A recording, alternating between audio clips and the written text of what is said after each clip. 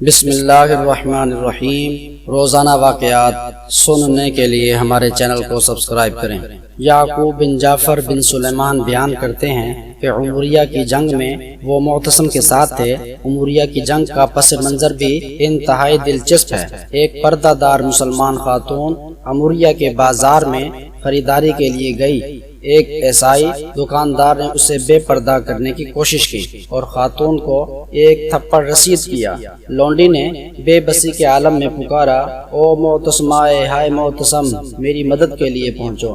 سب دکاندار ہنسنے لگے، اس کا مذاق اڑانے لگے کہ سینکڑوں میل دور سے معتصم تمہاری آواز کیسے سنے گا۔ ایک مسلمان یہ منظر دیکھ رہا، خود کلامی کے انداز میں کہا، میں اس کی آواز کو معتصم تک پہنچاؤں گا۔ وہ بغیر رکے دن رات سفر کرتا ہوا معتصم تک پہنچ گیا اور اسے یہ ماجرا سنایا۔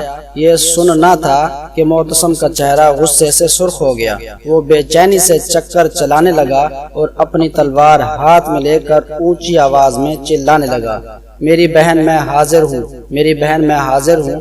اس نے فوراً لشکر تیار کرنے کا حکم دے دیا۔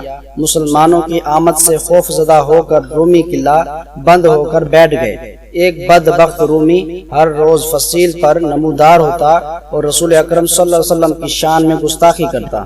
مسلمانوں میں شدید اشتعال پھیل گیا۔ وہ اتنے فاصلے پر تھا کہ مسلمانوں کے تیر وہاں تک نہ پہنچ پاتے۔ مجبوراً اسے اس کے انجام سے دوچار کرنے کے لیے قلعہ فتح ہونے کا انتظار کرنا پڑا، جبکہ مسلمانوں کی خواہش تھی کہ اسے ایک لمحے سے پہلے جہنم رسید کر دیا جائے۔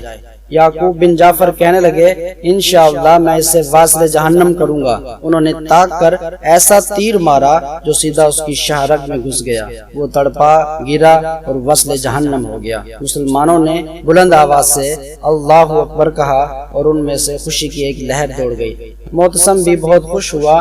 اس نے کہا، تیر مارنے والے کو میرے پاس لایا جائے۔ یعقوب بن جعفر معتصم کے پاس پہنچے تو اس نے کہا، گستاخ رسول کو جہنم رسید کرنے کے عمل کا ثواب مجھے فروخت کر دیں۔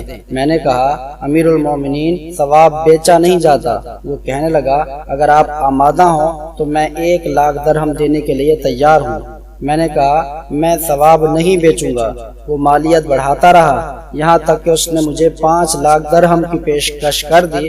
میں نے کہا، اگر آپ ساری دنیا بھی دے دیں تب بھی میں ثواب فروخت نہیں کروں گا، البتہ میں آپ کو اس نصف ثواب تحفے میں دیتا ہوں، اور اس بات کی گواہ اللہ پاک کی ذات ہے۔ معتصم کہنے لگا، اللہ آپ کو اس کا اعلیٰ بدلہ عطا فرمائے، میں راضی ہوں۔